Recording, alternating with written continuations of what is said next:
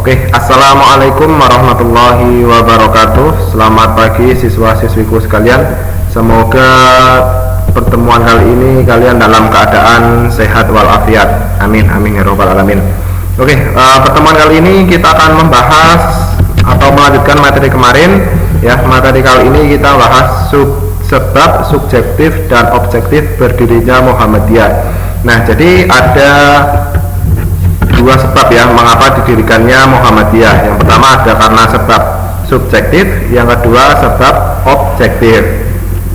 Nah, sebelum kita mulai pembelajaran, alangkah baiknya kita berdoa terlebih dahulu agar kita dalam pembelajaran diberi kemudahan ya. Berdoa dimulai.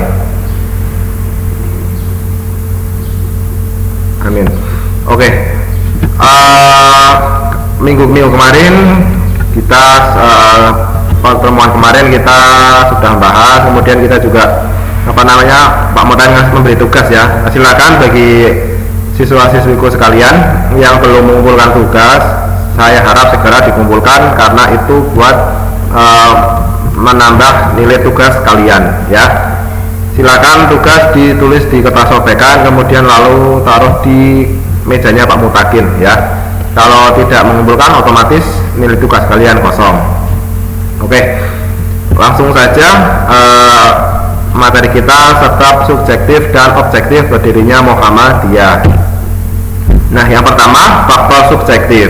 Nah, jadi faktor subjektif itu merupakan artikulasi dari penyebab lahirnya Muhammadiyah yang didasari oleh kegelisahan dari Kiai Haji Ahmad Dahlan tersebut. Nah, kegelisahan itu muncul tatkala Kiai Haji Ahmad Dahlan itu telah mendalami, kemudian mengkaji, kemudian membahas isi kandungan yang terdapat dalam Al-Quran.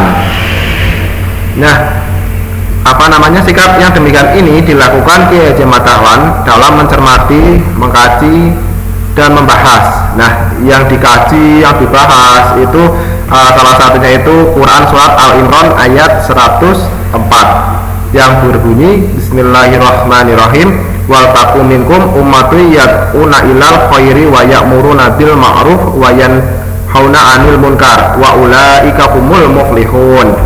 Yang artinya, dan hendaklah ada di antara kamu segolongan umat yang menyeru kepada kebajikan, menyuruh kepada yang ma'ruf dan mencegah dari yang mungkar. Merekalah orang-orang yang beruntung. Nah, ini merupakan Quran surat Al-Imran, ini merupakan ayat yang familiar ya di Muhammadiyah ya. Nah, jadi kalian perlu ingat ini. Mungkin surat ini nanti masuk di ulangan ataupun yang lainnya. Ini landasan ya, sejarah landasan. Nah, dari arti saja sudah jelas ya. Dan hendaklah di antara kamu segolongan umat yang menyeru kepada kebajikan. Nah, kita kan banyak manusia. Nah,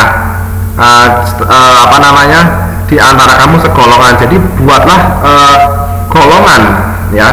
Golongan itu menyeru kepada kebaikan, kemudian menyuruh kepada yang ma'ruf dan mencegah yang mungkar. Nah, golongan ini itu orang-orang yang beruntung ya. Nah, itu Kiai Haji Ahmad Dahlan itu fokus di Al-Quran surat Al-Imran ayat 104. Nah, kemudian itu berdasarkan pada pemahaman terhadap Quran surat Al-Imran ayat 104, Kiai Haji Ahmad Dahlan itu tergerak hatinya ya untuk mendirikan perkumpulan, organisasi atau persyaratan yang teratur dan rapi ya. Nah, kita kan ketahui ya Persyarikatan Muhammadiyah itu organisasinya itu teratur dan rapi, dari pimpinan pusat sampai pimpinan ranting itu ada semua, dan sama, kalau pimpinan pusat bilang A, pimpinan ranting juga bilang A gitu ya, teratur dan rapi. Kemudian persyarikatan ini itu didirikan dalam rangka amar ma'ruf nahi mungkar ya, mengembalikan umat Islam yang telah menyimpang ke jalan yang digariskan oleh Allah Subhanahu wa taala dan Rasulullah Muhammad sallallahu alaihi wasallam.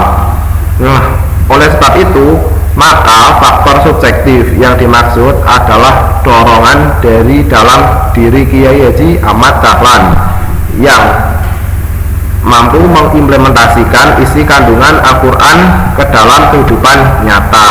Nah, jadi Al-Quran surat Al-Imran tadi itu diaplikasikan, ya, diaplikasikan ke dalam kehidupan nyata. Surat Al-Imran, Al-Ma'un dan lain sebagainya, ya. Itu Kiai Haji Matalan itu mengaplikasikan. Jadi Kiai Haji Matalan itu lebih suka dengan praktek, ya. Setelah tahu ilmunya langsung dipraktekkan. Nah, itulah faktor subjektif, ya, atau sebab subjektif berdirinya Muhammadiyah. Nah, selanjutnya yaitu faktor objektif, ya. Tadi kan sudah faktor subjektif, kemudian yang selanjutnya faktor subjektif. Nah, faktor objektif itu dapat dikelompokkan ke dalam dua bagian, yaitu internal dan eksternal. Nah, bagian internal yaitu kondisi yang telah terjadi pada umat Islam Indonesia itu sendiri. Nah, itu bagian internal. Sedangkan bagian eksternal itu meliputi kondisi yang terjadi di luar umat Islam di Indonesia. Nah, kalau persoalan internal itu yang pertama, Al-Quran dan Sunnah Nabi itu tidak dilaksanakan secara murni dan konsekuen. Akibatnya muncul perbuatan TBC. TBC di sini bukan penyakit, ya, yang penyakit kronis, tapi TBC yang dimaksud tahayul, bid'ah dan khurafat di tengah-tengah masyarakat. Yang kedua, semakin merosotnya kondisi umat Islam baik dalam bidang ekonomi dan politik yang disebabkan karena adanya sikap apatis terhadap masalah duniawi. Itu yang kedua. Yang ketiga, itu tidak efisiennya lembaga-lembaga pendidikan Islam. Lembaga pendidikan Islam di sini adalah pesantren, sehingga lulusannya itu belum dapat mengemban misi selaku khalifah Allah di atas bumi, atau khalifah fil ardi, ya, pemimpin di bumi. Nah, yang selanjutnya yang keempat itu tidak ada jalinan ukhuwah Islamiyah yang kuat untuk membela kepentingan umat Islam. Nah, itu persoalan internal. Kemudian persoalan eksternal itu yang pertama, adanya kolonialisme dan imperialisme Belanda yang mengakibatkan umat Islam dan bangsa Indonesia itu dalam kesengsaraan dan kemiskinan. Yang kedua, adanya gerakan kristenisasi dari pemerintah Belanda. Yang ketiga, sikap para cendekiawan Indonesia yang telah mendapatkan pendidikan barat dan menganggap Islam tidak sesuai dengan kemajuan zaman. Ya, yang keempat, adanya pengaruh dari gerakan reformasi dan modernisasi Islam yang dipelopori oleh Ibnu Taimiyah, Jamaluddin Al-Afghani, kemudian Muhammad Abduh dan Rashid Ridho. Nah, itulah sebab-sebab berdirinya Muhammadiyah, ya. Jangan lupa, ya, sebab-sebab berdirinya Muhammadiyah itu ada dua, sebab subjektif dan objektif. Objektif itu dibagi menjadi dua, internal dan eksternal. Nah, kalau internal itu di dalamnya sendiri, kalau eksternal itu di luar gitu, ya. Mungkin sekian pertemuan kali ini, ya. Jangan lupa, ya, tugas yang kemarin yang Pak suruh buat mengerjakan itu dikumpulkan di mejanya Pak Mutakin pakai sobekan. Kalau tidak mengumpulkan otomatis milik kosong, ya. Mungkin itu aja, kurang lebihnya mohon maaf. Assalamualaikum warahmatullahi wabarakatuh.